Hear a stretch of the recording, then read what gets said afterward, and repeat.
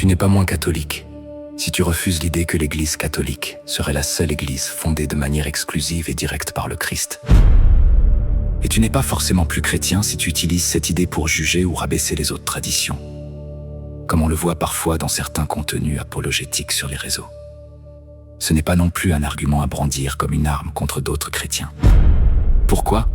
Écoute, dans les évangiles, Jésus-Christ ne fonde pas d'abord un système fermé et entièrement défini. Il appelle des disciples, il les envoie, il les met en mouvement.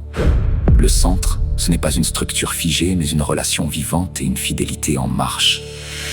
Et dès les débuts, cette fidélité n'est pas uniforme. Les disciples ne comprennent pas toujours de la même manière, ils débattent, ils s'opposent parfois, ils avancent avec des niveaux de compréhension différents.